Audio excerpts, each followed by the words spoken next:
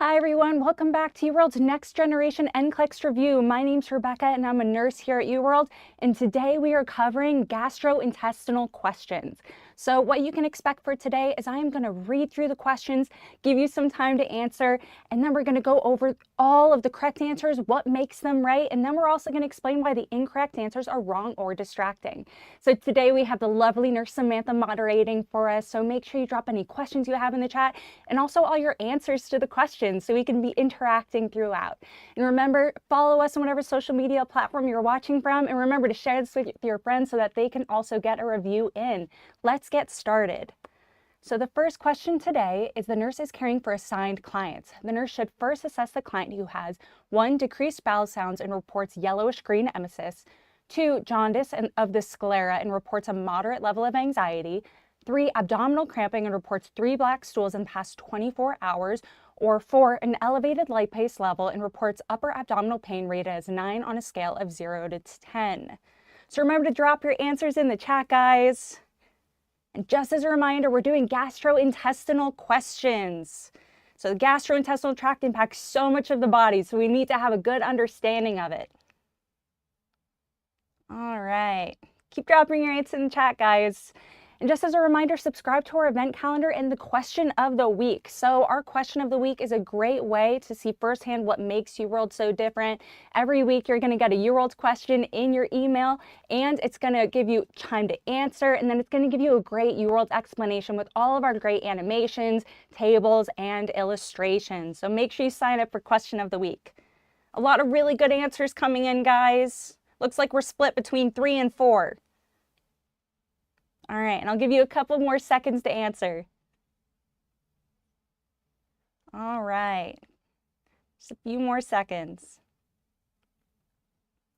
Okay, and the correct answer here was option 3. We had so many right answers in the chat. So here, with the upper gastrointestinal bleed, these can occur in the esophagus due to esophageal varices. That's what we're worried about here with abdominal cramping and the black stools. So these findings associated with GI bleeds is melena, so those dark, tarry stools due to release of iron as the blood passes through the gastrointestinal tract and hemoglobin becomes partially digested.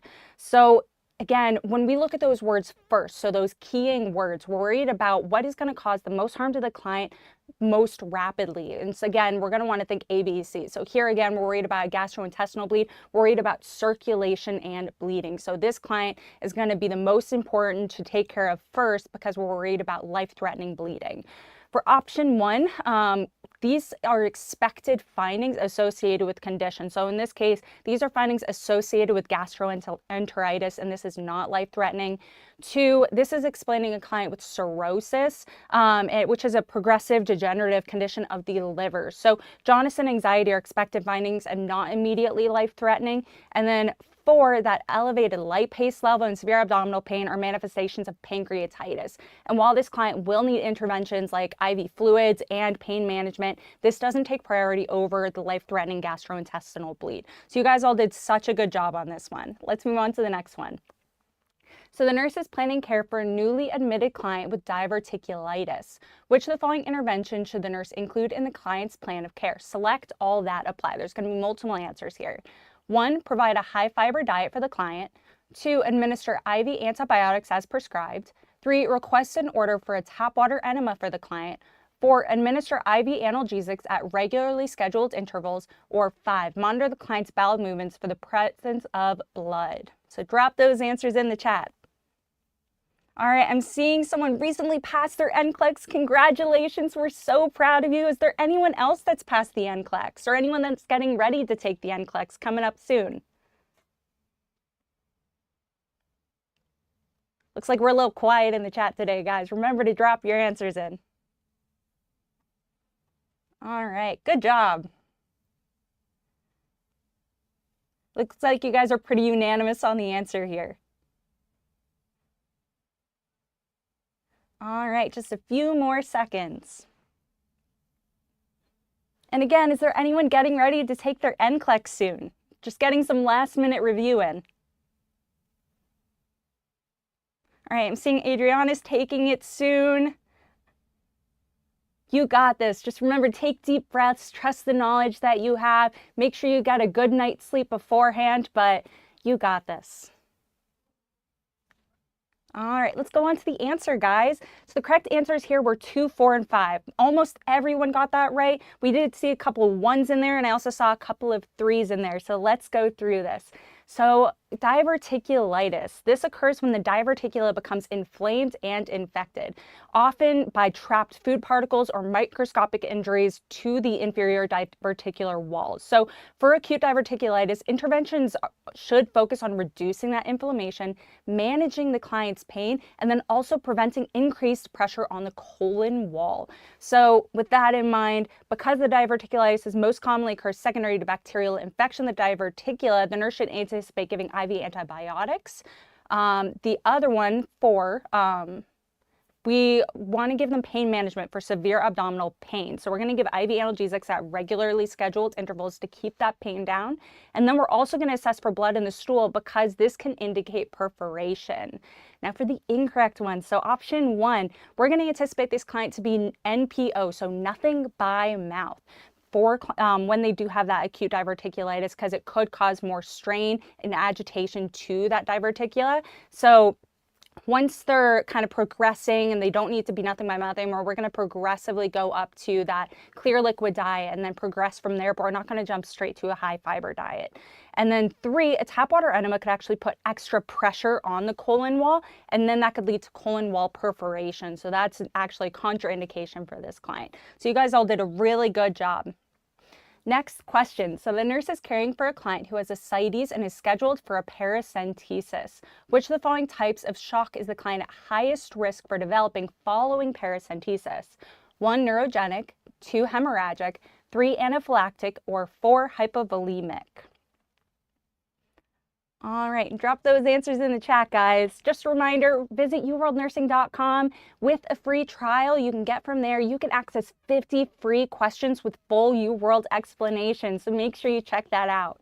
And we also hope to see you all at all of our upcoming conferences in October and November. So we have FNSA in Florida, we have NSNA in Columbus, Ohio, CNSA in San Diego, and then we also have SNAP in Harrisburg, Pennsylvania. Is anyone going to be at those conferences? And if you are, make sure you stop by us, our booths, and say hi to us. We love to interact with you guys all in person. All right, so many great answers coming in, guys. You guys are pretty unanimous on this one. Seems like this one wasn't too hard for you. All right. Couple more seconds. All right, so you guys were all right. It's number 4, hypovolemic shock. So when we're looking at that highest risk, we're looking for the most risk factors associated with this procedure. So paracentesis is a procedure that involves the removal of excess fluid from the peritoneal cavity. So with like clients with cirrhosis and who have that ascites buildup. This is performed to relieve dyspnea and discomfort related to increased intra-abdominal pressure and fluid volume. So the client is at a higher risk for hypovolemia, which is an associated complication related to that intravascular fluid shifting into the abdomen that occurs post-procedure. And also because these clients get so much fluid taken off of their out of the peritoneum, sometimes upwards to 5 liters of fluid, there is that risk for hypovolemic shock. So you guys all did such a good job. Okay, question 4. The nurse is teaching a client with chronic pancreatitis. Which of the following information should the nurse include? Select all that apply. 1, supplement your diet with fat-soluble vitamins daily. 2, limit your consumption of alcohol to 1 to 2 beverages per week. 3, consider participating in a smoking cessation program. 4, take pancreatic enzymes with every meal. Or 5, consume a low-fat diet. All right, keep dropping those answers in the chat, guys. And where is everyone tuning in from? We'd love to see how far UWorld reaches. All right, seeing some good answers coming in. Someone's watching from New York. All right, where's everyone else tuning in from? Or do we only have Northeastern representation today? Okay, I'm seeing some from Texas, Mexico, Singapore, West Virginia. All right, we're a little more far-reaching than I was initially anticipating. from the Philippines, Baltimore, California, New Jersey, love my people, Nepal, Kenya, Thailand. All right, and also just as a reminder, we do go live 5 days a week, 7 times a week. So on Tuesday at 12 p.m. Central Standard Time, Wednesday at 11 a.m. right now, and then at 7 p.m. later this evening, Thursdays at 11 a.m. and 3 p.m., Fridays at 7 p.m. and Sunday at 7 p.m. So make sure you're tuning in throughout the week for some really great review. All right, New Orleans, Ghana. You guys are coming in from all over the place. We love to see it. I'm seeing Amanda's taking her NCLEX tomorrow. We love that you're getting some extra practice in with us today. You just got to trust yourself and the knowledge that you have in there. All right, Germany. All over the place, guys. Thank you for joining us for our review. Let's go to the answer. So the correct answers here were 1, 3, 4, and 5. So chronic pancreatitis is an inflammatory condition that causes tissue of the pancreas to become fibrotic, which impairs pancreatic function. So what does the pancreas help out with? It helps with insulin release. It helps with glucagon and digestive enzyme production. So an impaired pancreas can impact a lot of processes within the body. Chronic pancreatitis is most commonly caused by chronic alcohol abuse, but it may also result from biliary tract disease, autoimmune processes, tumors, or cystic fibrosis. So lifestyle modifications for these clients includes consuming a low-fat diet and supplementing with fat-soluble vitamins, because the client cannot secrete enough lipase to properly digest fats and absorb their nutrients. So that's going to be options 1 and 5. And then we're also going to teach them smoking and alcohol cessation to prevent acute pancreatitis exacerbation. And then for 4, we're also going to teach them to consume pancreatic enzymes with every meal and snacks to ensure adequate digestive dietary fats. And then just an extra added one little bonus for you, we're also going to teach them to avoid spicy or gas-forming foods to prevent gastrointestinal discomfort. Okay, so why is option 2 wrong? So the client's going to actually need to completely abstain from alcohol, because any amount of continued alcohol use, even if it's only 1 to 2 beverages per week, is associated with life-threatening complications of pancreatitis. So they're going to need to completely stop with the alcohol. But you guys all did so good on this one. Let's move on to the next one. Question 5, the nurse is caring for assigned clients. The nurse should first assess the client with 1, cholecystitis, who has a rigid abdomen, 2, a bowel obstruction, who has faint bowel sounds, 3, cirrhosis, who is reporting amber-colored urine, 4, peptic ulcer disease, who is reporting epigastric pain. All right, already seeing some answers coming in. All right, good job, guys. How do you guys like to study? Are you already using UWorld, or are you using another study tool? And do you like to do practice questions? Do you like doing flashcards, watching lectures? Or do you like doing whole practice exams to get the experience of taking a test?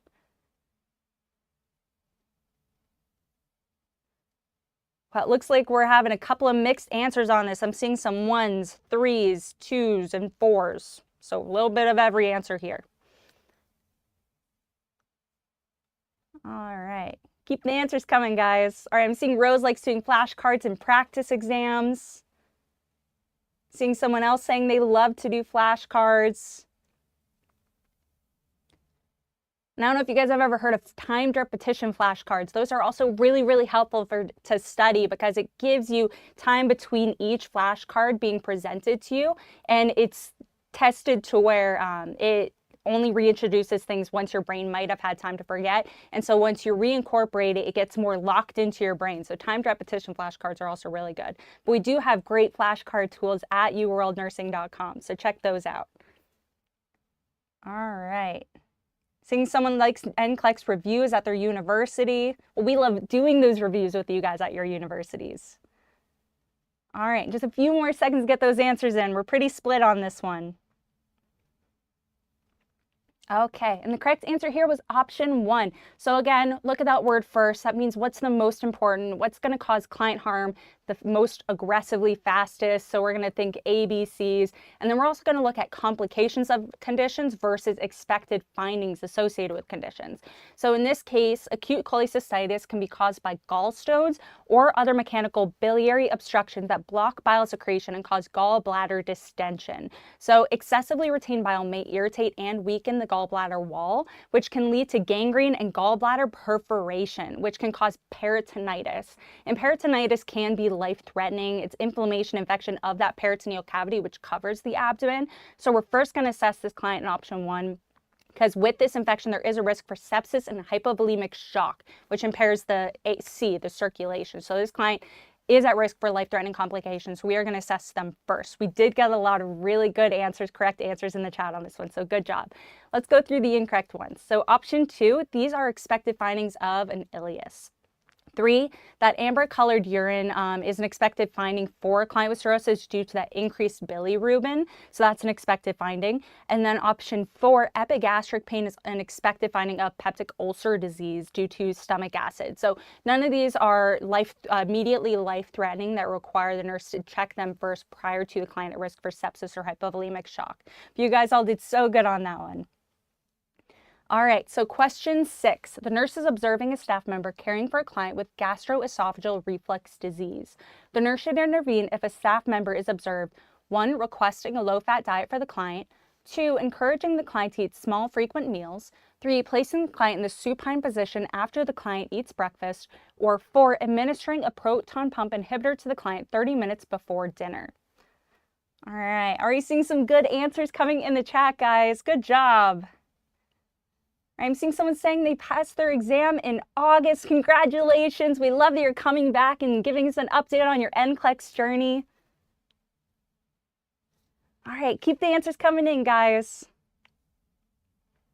And make sure you check out the UWorld Nursing events page at uworldnursing.com. We do have a whole list of all the topics we're going to be covering for the next 3 weeks. So tomorrow, September 11th, we do have a most missed question drill at 11 a.m. with Nurse Andrew, who's going to be on site to talk to you guys tomorrow. And then at 3 p.m. with Nurse N. Coley. And then we also have a prioritization question drill with Nurse Andrew on Sunday, September 14th at 7 p.m. Central Standard Time. And then we have a pediatric conditions lecture with Nurse Samantha on Tuesday, September 16th at 12 p.m. So make sure you don't miss any of it. Sign up for those for the events page. Look at the events page. Make sure you get the review in for the topics you're having a really hard time with. All right, good job, guys. I'm seeing someone asking if we have a discount code. We don't. We do have a free trial, though, 7-day free trial with those 50 free UWorld questions for you to review at uworldnursing.com. All right. Just a few more seconds, but I'm seeing a lot of phenomenal answers coming in. Okay, so the answer here was option 3, which pretty much everyone got right. Good job. So gastroesophageal reflux disease, or GERD, is an inflammation of the esophageal mucosa caused by chronic reflux of acid stomach contents through the lower esophageal sphincter.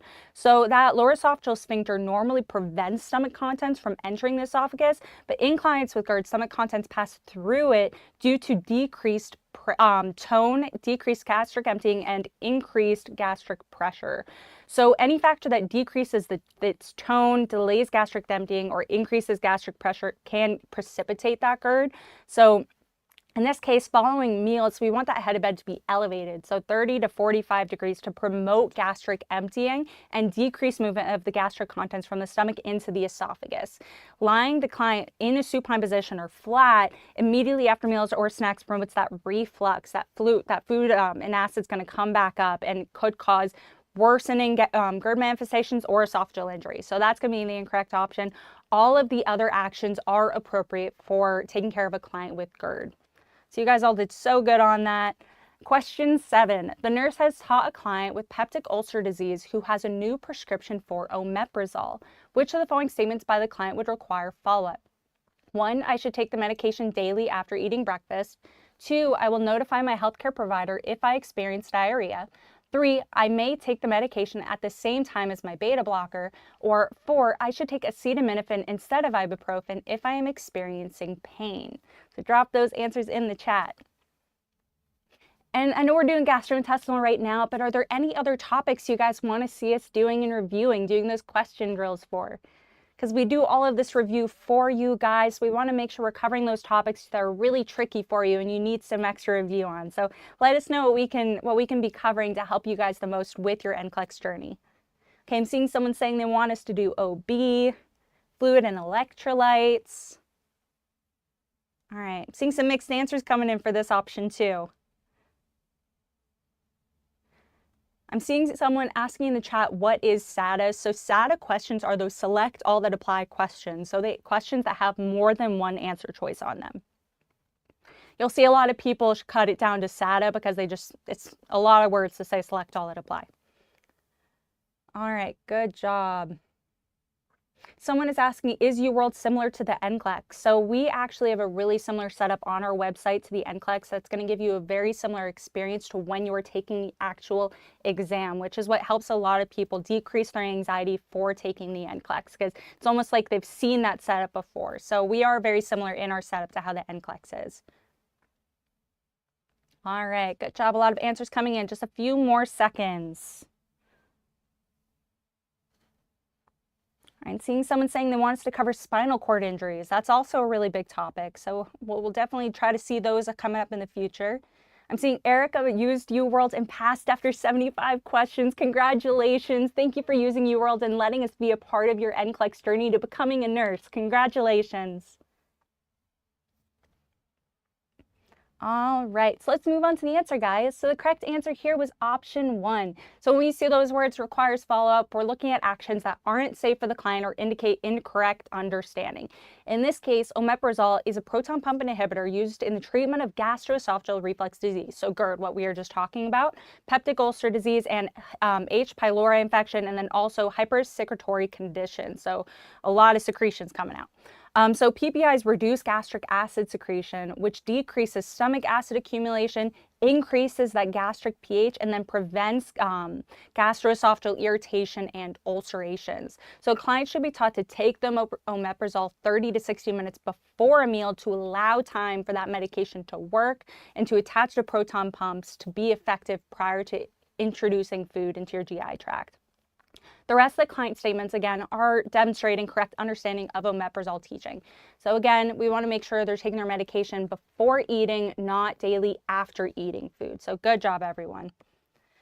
All right, so this is our final question. We're on question 8. So the nurse is caring for a client with constipation. Which of the following snacks would be appropriate to offer the client?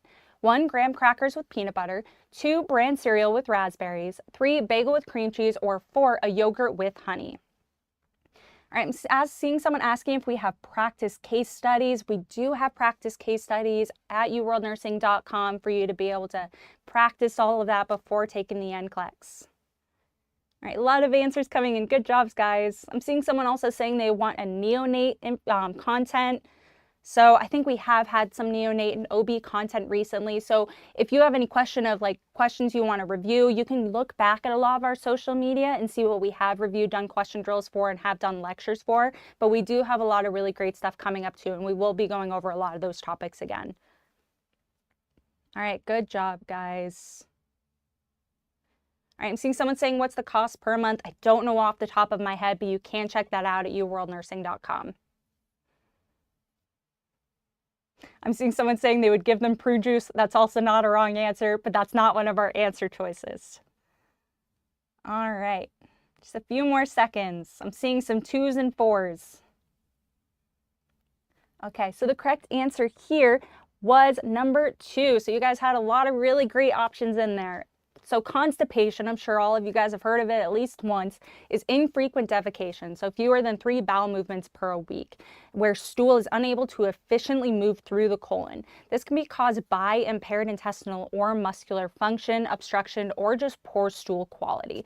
So dietary fiber is composed of indigestible complex carbohydrates that absorb and retain water, which increases stool bulk and makes stool softer and easier to pass through the GI tract. So consuming a diet with foods high in fiber, so those fruits, veggies, legumes, and whole grains, improves stool elimination, which helps regulate bowel movements and prevent constipation and decrease the risk for colorectal cancer. So fiber has a whole lot of benefits to it. And in this case, that bran cereal with raspberries is a high fiber snack that will aid in resolving the client's constipation. So you guys all did really good on that one. So that graham crackers with peanut butter, the bagel and cream cheese, and then the yogurt and honey, they're great sources of like proteins, carbohydrates, and fats, but they're not great options for a high fiber content to help that client decrease their constipation. All right, I'm seeing a lot of people saying they got 8 out of 8 questions right. So we are so glad we were able to review with you today. So glad you were able to get a lot of them right today. Make sure you check out yourworldnursing.com for more information on our upcoming sessions. And we look forward to seeing you next time. Bye, guys.